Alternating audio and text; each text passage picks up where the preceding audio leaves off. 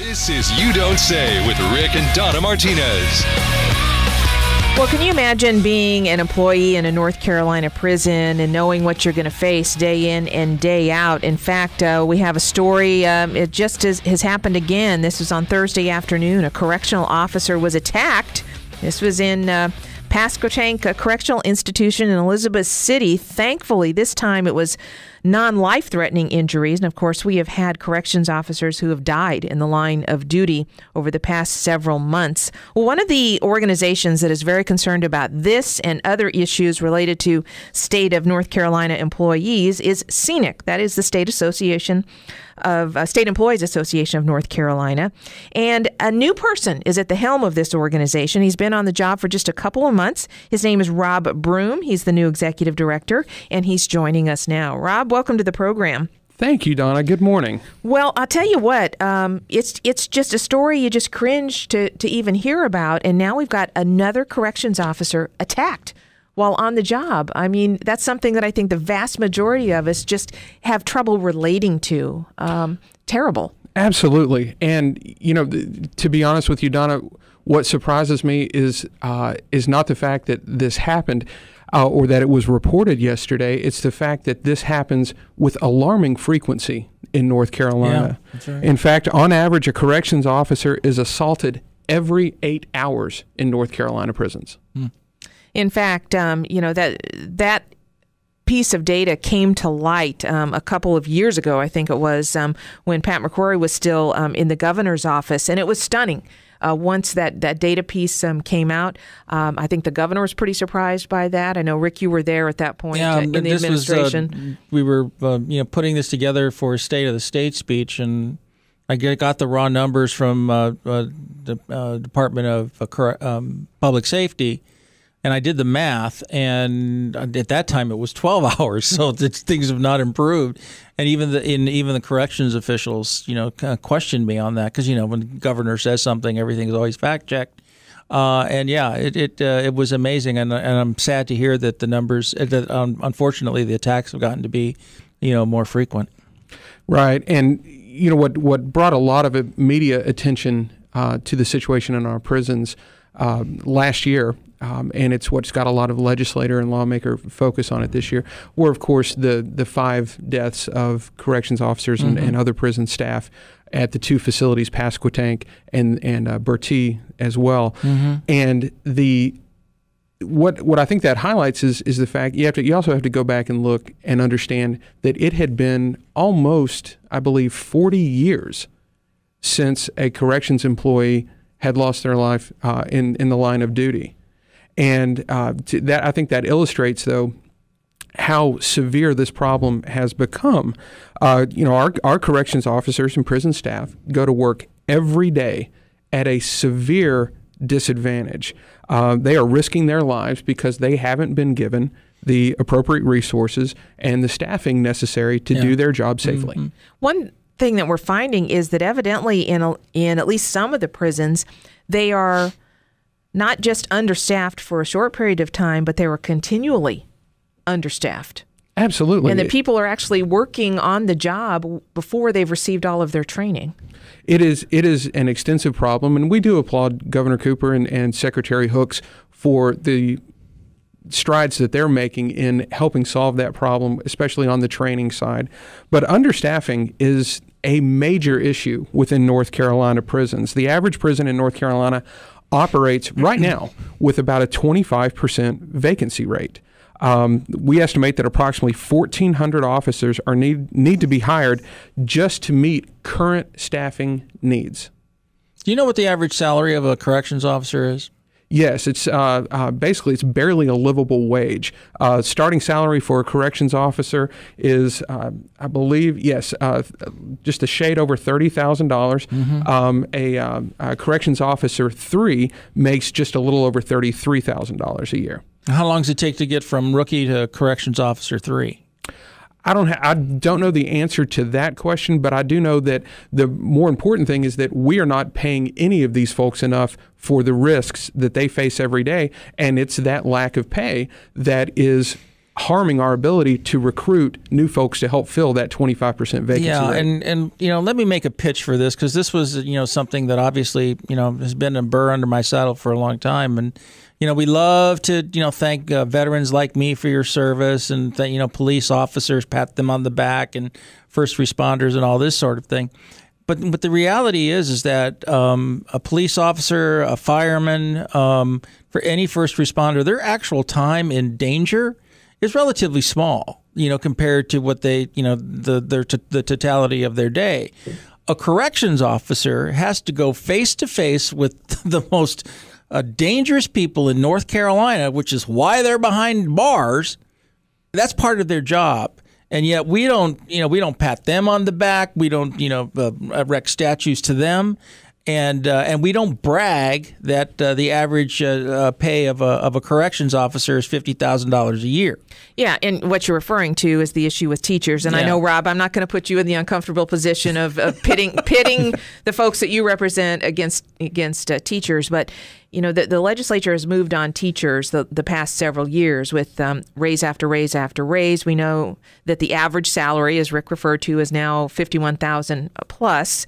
And I believe that's based on not even, a 12-month year, less than that. Right. No teacher in North Carolina, when they are hired into the system, makes less than $35,000 a year. And what you're telling me is that corrections officers who, again, as Rick referred to, are facing the baddest, most dangerous people we have in our state. That's why they're in prison. And yet they're making $30,000 a year. Absolutely, That's Donna. a huge discrepancy. How is that possible? It is. Well, and Rick, you bring up a really good point. Most of us have no frame of reference whatsoever about what it would be like to get up for work every morning, or if you're on third shift, get up in the afternoon to go in that night. Yeah. None of us have a frame of reference for what it would be like to get up, make yourself some coffee, you kiss your spouse goodbye, you kiss your kids goodbye, and head off to a job where there is a very real risk every single day that you will not make it home alive. That's right. And it's what you brought up a problem that I'd like to address very quickly, and that is the fact that corrections officers are, in fact, law enforcement officers, yet we don't treat them like law enforcement officers. No. We don't pay them like law enforcement officers, and they are not afforded the same benefits under the law. Things like a 25-year full retirement, things that a state highway patrol officer gets, the death benefits for a corrections officer or corrections staff are half of what other law enforcement officer would get. I didn't know that. And what happens is for example, after Sergeant Megan Callahan was killed, there was a plaque that was erected in her honor. Brutally killed. Brutally murdered, absolutely. But there was a plaque that was erected in her honor that referred to her as a law enforcement officer. And while we appreciate that she's being referred to in that way after her death, it sure would have been nice if she had been treated like one during her life. Why is there a discrepancy in death benefit? Is it simply just a classification in the law? Absolutely. In personnel law? It is the fact that we do not treat or compensate or provide benefits to our corrections officers and correction staff like we do for other law enforcement officers. And to me, it's not only about raising their salaries and improving their benefits and giving them the training and the resources that they need just to be able to stay alive during their shift. But it's an issue of respect. And we're not giving those officers the respect that they deserve. Rick, as you said, they're facing convicted, hardened criminals every day. Yep. These are folks, these aren't suspects. They are dealing with the worst of our society. And they're armed with little more than a can of pepper spray, if that. Mm-hmm. We're talking with Rob Broome. He's the new executive director of SEANC, that is the State Employees Association of North Carolina. And it is such a timely discussion because, yet again, on Thursday, we had a corrections officer attacked at the Pasquotank Correctional Institution. And thank goodness this person is going to be okay. This isn't a life-threatening injury. But recently, we have had people die on the job. 4 prison employees killed in October during that escape attempt. And then we had another person killed at the Bertie area prison. We're talking with Rob about what we do about trying to rectify this situation to make sure that if you're going in and working in a prison, that you are safe and that you are trained and that you are compensated. We're going to talk about some other issues as well. We're talking with Rob Broome. More to come in just a few moments. You're listening to Rick and Donna Martinez. This is WPTF.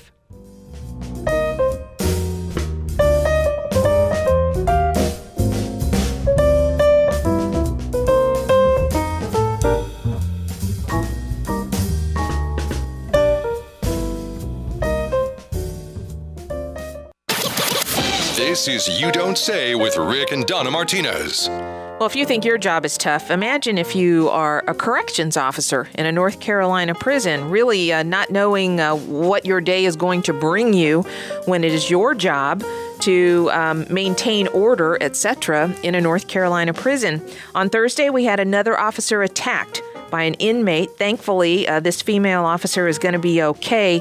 We cannot, unfortunately, say the same for 4 prison employees who were murdered during an escape attempt in October over at the Pasquotank facility.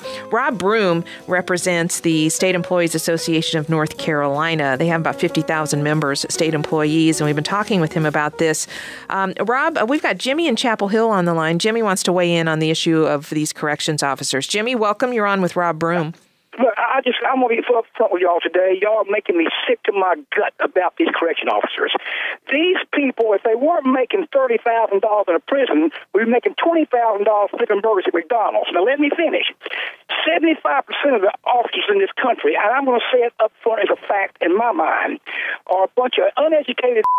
They can't do anything else but this. Now, if you haven't been watching the news over the past many years of how many correction officers in women's prisons have forced sex on women, have forced men to fight each other in prisons to the death.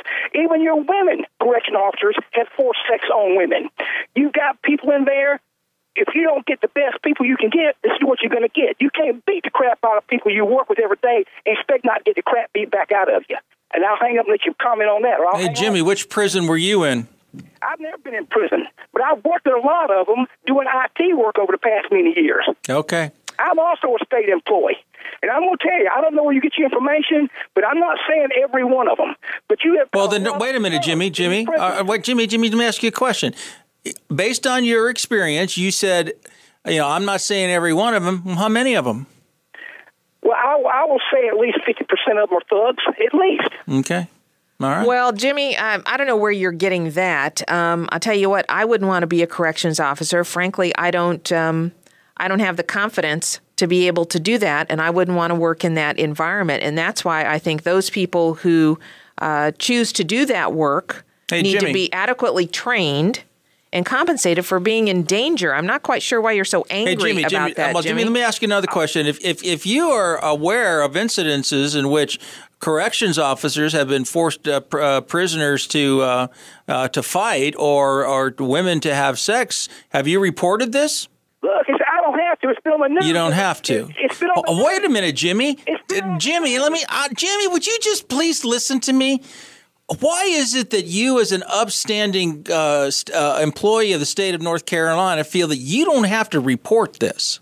I don't see it. I see it on the news. I see it on the news every so often where this stuff happens. All right. Matter of fact, just yesterday, they got some cops beating the crap out of a black guy for jaywalking. All right, Jimmy. Are you kidding me? Jimmy? Yeah, Jimmy. Well, Rob, obviously Jimmy has a view that Rick and I don't agree with. I think like any other situation, you may have employees who are not qualified, shouldn't be there in the wrong line of work, et cetera. But give me your sense. I'm sure you've talked to different corrections officers. Give me your sense of why someone takes this kind of job. Well, thank you, and I appreciate what you all said to the caller there. I definitely disagree with the notion that these are folks that would otherwise be out flipping burgers. I think that's highly disrespectful of these folks that are putting their lives on the line every day to protect us from the worst of society. And this goes back to that lack of respect issue that we were talking about in the last section. It is a thankless job. And the thing is, 10, 15 years ago, these were sought after positions in these communities. We generally do not put state prisons in high-density, well-to-do urban areas. We are locating these facilities. We've got, I believe it's approximately 55 correctional institutions spread throughout the state, oftentimes in rural communities. Right. And like I said, 10, 15 years ago, these were highly sought-after jobs. You had to know somebody. In order to, anecdotally, this is what we've heard, but it was the sort of thing where there was a lot of competition for this. Right now, 1 in 7 of our corrections positions are unfilled. And with all due respect to your caller, part of the reason why it's so difficult to fill these positions is because of attitudes like that. And I respect, he says he's a state employee. I respect that. I respect the work that he does for IT. But I cannot agree, and I do not respect his attitude to show that level of disrespect to these folks that are putting their lives on the line every day. And this respect issue is directly related, like I said, to this understaffing problem. And this understaffing problem will not be solved until legislators make a hard commitment to make a serious investment in our prisons and our prison staff. We've got Philip on the line. Philip is from Raleigh. Philip, welcome to the program. You're on with Rob Broome. Rob is with the State Employees Association of North Carolina. Hi, thank you, Donna. Mm-hmm. Hey, I agree with the gentleman that the workers there, the security, they definitely get the short end of the stick when it comes down to it. They are undertrained. They do not have the manpower in there to assist each other.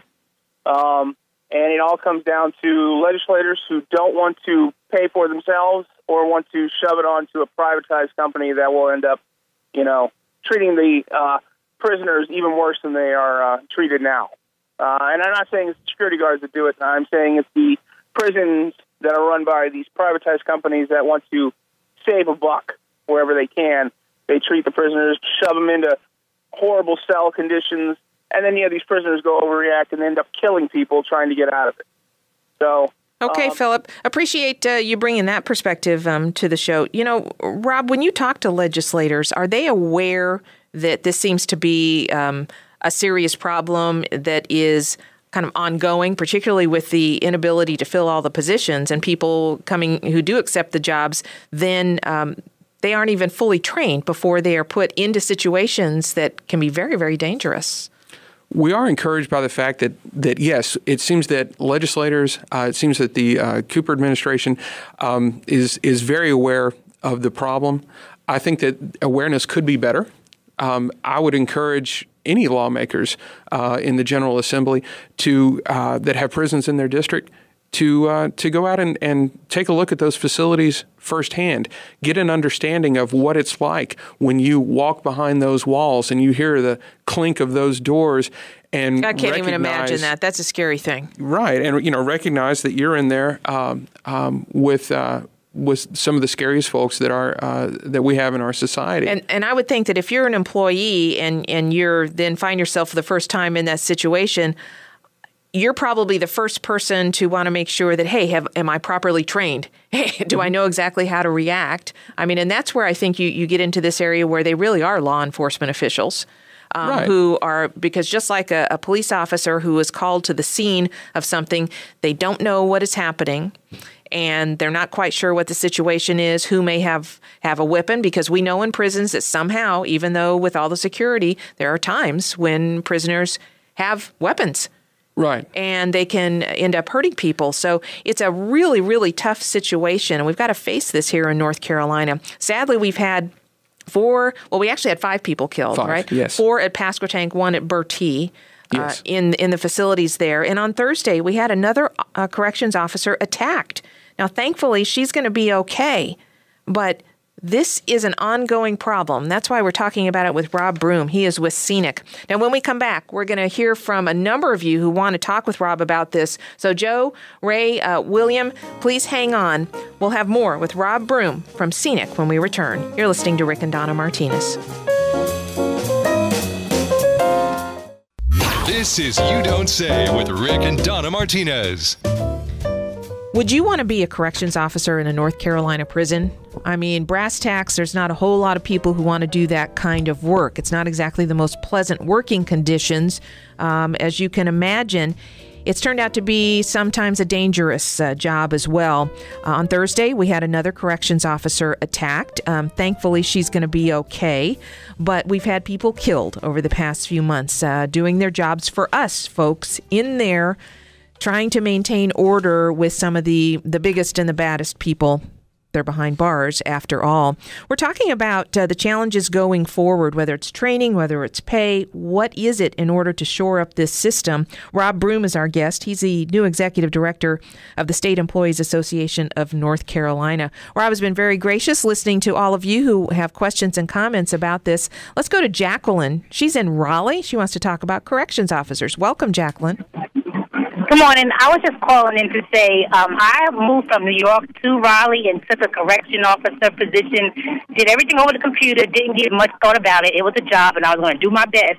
But it's not just the inmates. I find that I got along better with the inmates than my co-workers, the correction officers. I was told that a lot of them, I don't know about the thugs or whatever that man said previously, take the job because that's what they can get. They don't qualify for police or anything else. But there is a lot of favoritism in the facility I was located at. I only lasted 3 months because I couldn't tolerate them. Well, I'm sorry to hear that. Rob, any comment on that and what happens inside a facility? Sure. Well, Jacqueline, I appreciate the call, and I appreciate you bringing up that issue. And I'm sorry that you had a negative experience there. And I heard you talk about favoritism. I heard you talk about how tough those conditions are inside. And it's something that we at the State Employees Association are taking very seriously. In fact, one of the things that we've done to be proactive on this issue, in addition to talking to legislators and getting them talking about it, we've been working with the administration, but then we've also been working within our organization. I think it's important to bring out that we have right now in North Carolina approximately 11,000 corrections personnel that are currently employed. About three out of every 4 of those are members of the State Employees Association. And earlier this year, our president, Stanley Drury, who is himself a retired corrections officer, he formed a committee within our organization to create an environment where folks like Jacqueline could come in and talk about the conditions behind those prison walls without fear of retribution, without fear of being retaliated against, say by a supervisor or a coworker or something like that, to create a safe space so we could start telling the real stories of what is happening behind our prison walls, what this understaffing is doing to our recruitment efforts, what it's doing to morale among the staff, the ways in which folks are being treated horribly. And those stories are heartbreaking. The idea that threats and assaults are happening on a daily basis. As we said earlier, every 8 hours on average, a corrections staff member is assaulted in a North Carolina prison. And so it's important that these stories be told. And we are in the process right now of assembling these stories that we've heard from corrections officers around the state, and we'll be turning those into some action items that we can talk about with legislators in the upcoming short session. Let's go to Ray in Knightdale. Ray, welcome to the program. You're on with Rob Broome from SEANC. Hey, good morning, guys. Hey there. Good morning, Ray. Good morning. Hey, I worked for the Connecticut Department of Correction for 21 years.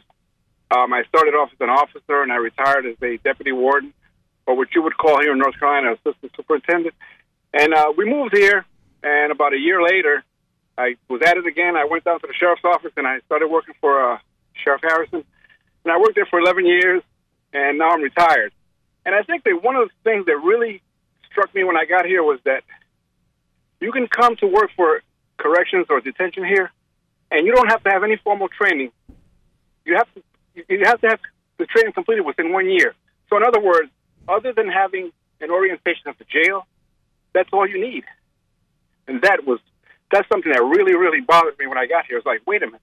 So most of these guys that are working here don't have any formal training. Anybody with less than a year's time in, I mean, wow. That just kind of blew me away. Yeah, Ray, that's a really interesting point. Thank you for raising it. Rob, so what are the requirements to be a corrections officer? Ray, I appreciate you bringing up that issue, and thank you for your service up in Connecticut. You bring up a good point. A lot of other states compensate their corrections staff much better than what we're able to do here in North Carolina. And in fact, a lot of them treat their corrections officers as what they are, which is law enforcement. And, Ray brought up a really good point that I wanted to address about the idea of, in a lot of these communities where these 55 prisons are located, we have situations where corrections staff can walk, sometimes literally, across the street to the sheriff's office and get a job over there with better pay, better benefits, and certainly a lesser degree of risk on the job for life and limb. And that's an issue that needs to be addressed by the General Assembly. We have to address this understaffing problem, and it has to be done through increasing salary, increasing benefits, and increasing training and equipment. What about requirements going in, though? What is the requirement to be a corrections officer? Do you have to have some sort of formal schooling in criminal justice or experience, or what's required? Because Ray's saying that people are going in and they don't have experience, and then we know that some people are actually working before they've completed their training once they've been hired. So it sounds like a recipe for problems if people aren't coming in with already having experience. Getting into the specific requirements for the knowledge, skills, and abilities that someone has to have to become a corrections officer, unfortunately, it's not something I have at my fingertips, and I don't want to state the wrong thing. I'm happy to look into it and come back to that. But I think it's very important, though, that, and this is worth bringing up, Secretary Hooks recognizes that this is a problem. And as Ray said, we've got folks coming in who are having to get a lot of on-the-job training. Secretary Hooks has made some progress in terms of speeding up that basic training for corrections officers. But again, I think that the more important issue is that when we get those folks in there, that the staffing levels are appropriate so that they aren't unnecessarily putting their lives at risk. I think everybody kind of agrees with all that, but I think what you've heard ineloquently from Jimmy and more eloquently from Jacqueline and Ray is, okay, fine. It's fine for you guys to go down and demand more, request more money and appropriate staffing, but what I'm hearing from our callers, and you've only been on the job for a couple of months, so this would be unfair to. But I hope you take away from our callers here that maybe there needs to be a little bit of training and with regard to professionalism, and you've got some folks on your staff and within your membership that can help the Governor Cooper and Secretary Hooks, so that because believe me, I have seen it in other situations, and I've seen it in other city governments. When you just basically hire anybody who's got a pulse, then that gives the supervisors a lot of leeway for favoritism and some other non-professional things that we heard from Jacqueline and Ray. And I'm just hope that what you take away from here is that, look within your membership for expertise, because maybe some professional standards is also what you need in addition. And if you guys help form that, that would be, beneficial to all of us in addition to the pay and the staffing. Rick, you bring up a great point, and I want to mention my excellent staff back at the State Employees Association are shooting me text messages right now. Say this. The general requirements for a corrections officer in North Carolina, you have to be 20 and a half years old and a high school degree. And this gets back to, you bring up an interesting point about, well, if we had higher standards for hiring and things like that, I think that's certainly something that we could take a look at. But then you have to go back to the salary issue. And at less than $31,000 a year salary for a job to go in that, as Jimmy pointed out, gets very little respect in our society, is at least up until this point, hasn't been getting a great deal of respect from state lawmakers in terms of how they determine how they're going to compensate and staff these prisons.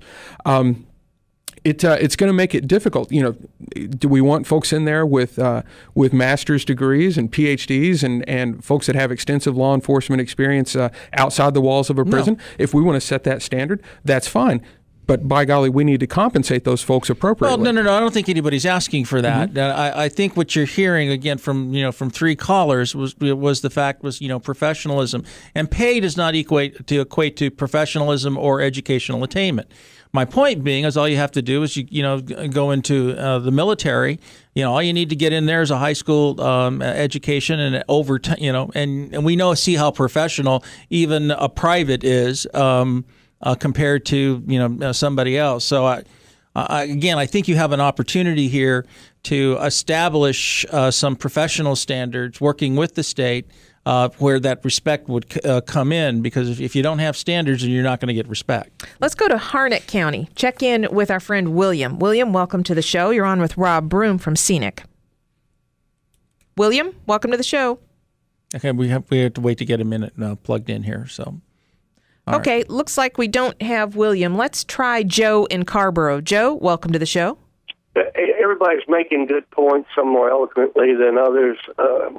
The sad thing is, if you don't pay and you don't invest in the training of your staff, then you are going to have poor results. And that's not insulting anybody who's presently got the job, because it is an extremely hazardous job to learn on the job. You could get killed doing that. Yeah, no kidding. And so the state has to just buck up here. And I'll just reference this. If you've got a prison in your backyard, and I know there's one in downtown Raleigh, I used to work 2 blocks from it. Yeah, Central Prison.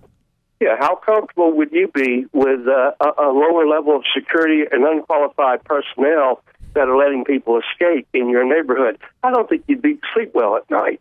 And we've got to realize, North Carolina State Legislature, if we're in the prison business, that's what we're in. Mm-hmm. If you don't want to be in it, then get private industry involved. Make some plea to the federal government to take over your prisons and bail, but don't put the public at risk, because you're not going to ante up to train your personnel properly and to pay them properly. Hey, Joe, great points. Appreciate always hearing from our friend Joe in Carborough. When we come back here at WPTF, we're going to continue to talk with you and Rob Broome from SEANC about the situation in North Carolina prisons. 919-860-9783 if you'd like to weigh in. More to come when we return on WPTF.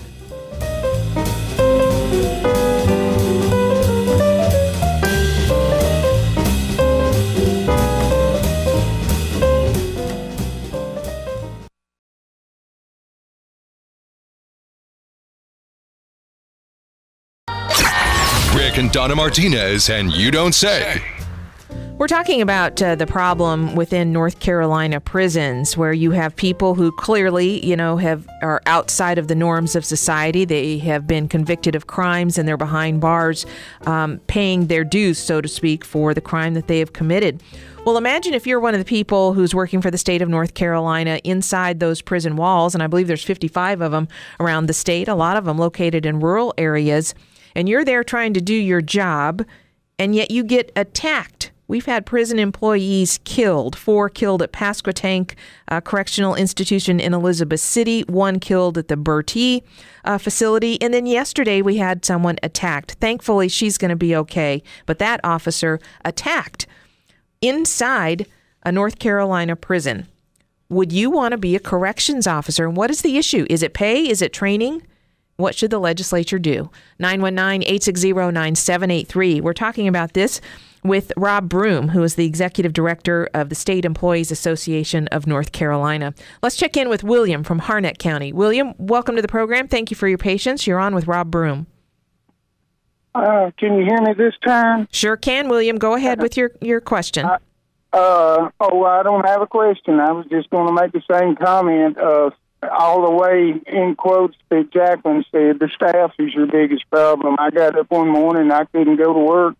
I just went there and got me a CDL. I got completely out of corrections. If they don't learn how to build morale and get rid of all that snitching, because I don't know anyone that don't make some small mistake. It might be once a week, but all of us do something that can be, but I never did any snitching. And every time I turn around, I'll bet you at least in my 7.5 years, I'll bet you I got one write-up every single month about some little something, or either pulled into the sergeant's office.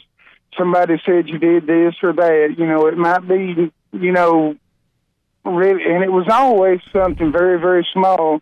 And he would look at me right in the eyes, and he said, "We both know this here is a very small matter, but I had to bring it to you because one of your coworkers out there brought it to me." What he was saying was, "I wish we could get rid of snitching." And that's the supervisors. They hate that because they've got so much on their hands that the last thing they need is two officers out there squabbling over somebody cuffs, while he was, maybe dusting his shoes off. Because, a lot of times, we keep a shoe shine kit around there and you could just, do your shoes, halfway. And another thing, while you're out there snitching on your fellow officer, it'd be funny if well, it wouldn't be funny. It'd be a deadly thing if somebody attacked you and he just laid back a little bit because yesterday you snitched on him. Oh, William, interesting. Appreciate you sharing your experience, William. Rob, do you think that there is it a different dynamic among employees inside a facility with corrections officers, or is it just the same type of employee relations and problems that goes on in any office or any industry, but perhaps just heightened because they're in a prison facility? Well, thanks for that question, Donna. And William, thank you for bringing up actually what is a very important issue. And you touched on it, William, about the issue of morale, staff morale in our prisons. And one thing that I would respectfully disagree with you about, William, is I am not about to lay the blame on this problem on our corrections officers. As we said earlier, these are folks who are showing up to work every day when 1 out of every 4 positions are not being filled on their shift.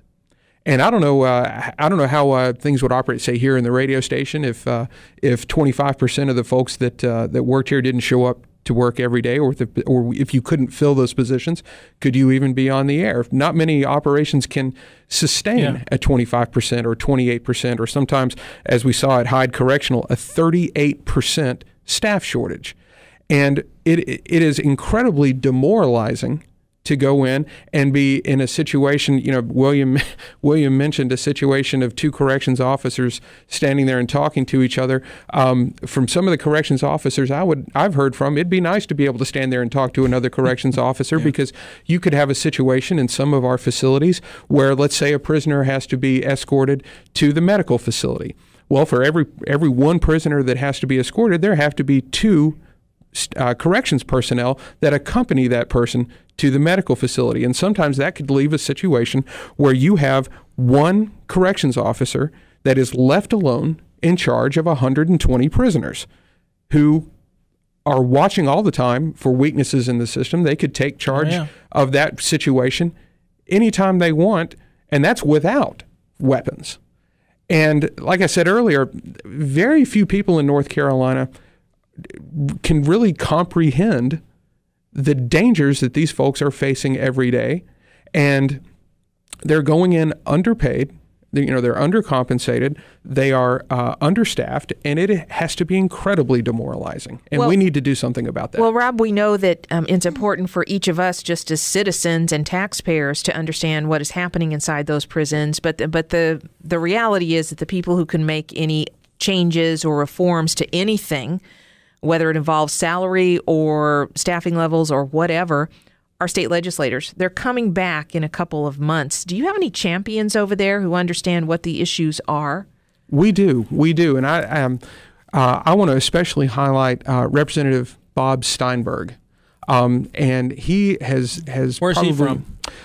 He is from over in the eastern part of the state, and currently running for the Republican nomination for Senate District 1. But his House district, I believe, if I'm trying to do this from memory, I think included Pasquotank. But he has really been a leading voice on the issue of corrections reform in North Carolina. I think has a keen understanding of the issues involved here, and has been a champion for us. And so, yes, I know that we're hoping that other legislators will follow his lead on these issues and do something about our understaffing by increasing compensation, getting better benefits, and treating our corrections officers like law enforcement officers under the law. Now, a lot of us, of course, could never imagine what it would be like to be a police officer, a firefighter, or a corrections officer. But Frank has a son who is a corrections officer, and Frank wants to share his son's experience. Welcome to the show. You're on with Rob Broome. Frank, are you there? Yes, I'm here. Okay. Tell us the situation with your son. Well, he's been in coaching now about a year, and he's an ex-Marine. Never flipped burgers in his life, even when he was going to high school. Ex-Marine, huh? Yes, and he enjoys what he's doing, and of course, it is a low-paid job, really, and he's trying to make ends meet, and he welcomes the overtime, which he started doing overtime, the same week that he was put into service, and he did get an excellent training. And he is one of those people that have people skills and stuff like that. So, a lot of times he'll talk to the inmates, especially the young ones and stuff like that. And he's got this charisma that people would respect him. And so also, Frank, you're saying your son is sort of a mentor to other officers there? Well, actually, some of the inmates, because he's in a center where they process when they first come in. And he says, I see these young kids, he says, at drugs or shooting and stuff like that. And he says, it breaks my heart when I see them. He's got 3 daughters. And, but again, the training that he got was excellent. But again, you have to raise the standards. And when he was going through training, it was a tough training. And I asked him, what about the other candidates? He says, well, we got some good candidates. I said, if you size them up, what do you think? He said, well, we had one guy that quit in the middle of it, and he would have been an excellent, I guess he had the physique and the smart to be able to do that. He said, but in the meantime, he found a job that paid better, so he quit in the middle of training. And I said, well, I know that they recruit females and so on. He says, yes. I said, of the candidates that are there, he says, I know one that will need to be with another officer if you were moving somewhere, because physically, he says, I don't care how much training you get. Some of these people are very hard to be able to subdue if you had to, which he's had to do already once or twice, jump in and help another officer subdue someone. Hey, Frank, I am out of time. Appreciate you joining us to share your son's story. Rob, I wish we had more time to talk about this. As you can tell, this has really struck a chord with people. Yes. Rob Broome is the executive director of the State Employees Association of North Carolina. Rob, where can folks find out more about your organization and maybe make some comments about this? Oh, absolutely. You can go online to www.SEANC.org. All right. Rob Broome is with SEANC. Thanks so much for coming by. This has been great. Thank you, Donna. Thank you, Rick. We're moving to the 3 to 6 slot on Monday. Hopefully you'll be a guest with us when we move over to the afternoons. We'd love to have you with us. I'd love to come back. Thank you.